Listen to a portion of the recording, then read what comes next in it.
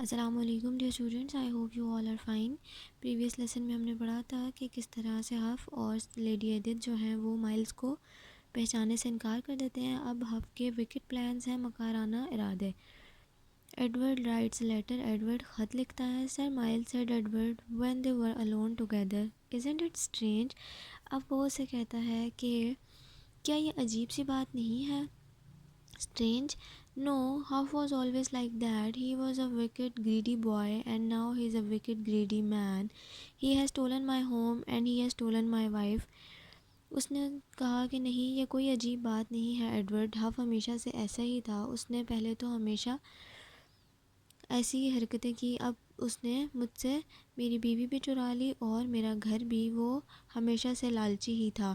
No, I mean it is strange that nobody is searching for the king. اس نے کہا کہ یہ عجیب سی بات ہے کہ کوئی بھی بادشاہ کے لیے تلاش نہیں کر رہا۔ Poor mad boy thought Hendon, Hendon نے سوچا کہ کیا بیچارہ پاگل لڑکا۔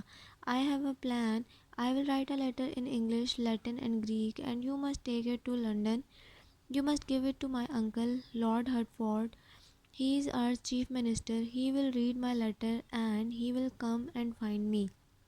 وہ کہتا ہے کہ میں آپ کو انگلش، لیٹن اور گریک میں ایک لیٹر لکھ کے دوں گا۔ خط آپ نے جا کر لارڈ ہرٹفورڈ میرے انکل ہیں انہیں دینا ہے، وہ چیف منسٹر ہیں، وہ پڑھ لیں گے اور میری مدد کو آئیں گے۔ Can't we stay here at Hendon Hall? I want to chase Huff out of here. اس نے کہا کہ کیا ہم ادھر ہی نہیں رہ سکتے کیونکہ میں ہف کو یہاں سے باہر نکالنا چاہتا ہوں۔ Nonsense, your king is more important than Hendon Hall. Then he smiled. Don't worry, Sir Miles. I will reward you when I have my crown again. I will give you Hendon Hall and I will punish your wicked brother. But first you must be my messenger. اس نے کہا کہ بادشاہ زیادہ ضروری ہے۔ ایک مرتبہ اگر مجھے میرا تخت واپس مل گیا، میری جگہ واپس مل گئی، تو میں آپ کا گھر سب کچھ واپس دلا دوں گا۔ آپ پریشان نہ ہو، آپ کو آپ کا حق ملے گا اور ہم اس کو ضرور سزا دلوائیں گے، آپ اگر میرا یہ کام کر دیں تو یہ ہو سکتا ہے۔ Edward sat down at a writing desk, وہ بیٹھ گیا لکھنے کے لیے۔ He picked up a pen and began to write, اور اس نے لکھنا شروع کیا۔ Hendon watched the boy and shook his head sadly. Poor mad boy, he imagines he can write Latin and Greek. Well, I must not hurt his feelings. اس نے کہا کہ کتنا پاگل لڑکا ہے، اسے لگتا ہے کہ یہ لیٹن اور گریک بھی لکھ سکتا ہے، پڑھ سکتا ہے، اور اس نے کچھ کہا نہیں کیونکہ وہ لڑکے کی فیلنگز کو ہرٹ نہیں کرنا چاہتا تھا۔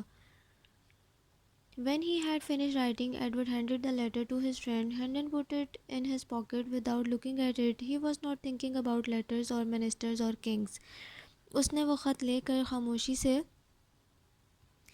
اپنی جیب میں رکھ لیا اور وہ ان سب چیزوں کے بارے میں نہیں سوچ رہا تھا، لیٹرز اور کنگز اور منسٹرز کے بارے میں، وہ صرف اپنے بارے میں سوچ رہا تھا۔ اس نے کہا I am sure Edith knew me, مجھے یقین ہے کہ وہ مجھے جانتی ہے۔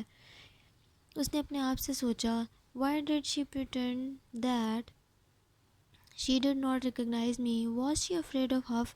اب وہ سوچتا ہے کہ وہ کیا حف سے خوفزدہ ہو کر مجھے پہچاننے سے انکار کر رہی تھی، یا وہ واقعی مجھے بھول چکی ہے۔ لیکن اسے اس بات کا یقین تھا کہ لیڈی ایڈتھ اسے نہیں بھول سکتی کیونکہ وہ ہمیشہ سے اکٹھے رہے، وہ آرفن تھی، وہ ادھر ہی رہتی تھی، وہ بچپن سے اکٹھے تھے، تو وہ اسے بھول جائے یہ ممکن نہیں تھا۔ اسی لیے وہ اب سوچ رہا تھا کہ کیا مسائل ہو سکتے ہیں یا کس وجہ سے وہ مجھے نہیں پہچان رہی۔ نیکسٹ پارٹ ہم نیکسٹ لیسن میں پڑھیں گے۔ پچھلا چیپٹر کمپلیٹ ہو گیا، اس کی ایکسرسائز کمپلیٹ کر لیں۔ Thank you very much, take care, meet you in the next meeting, اللہ حافظ۔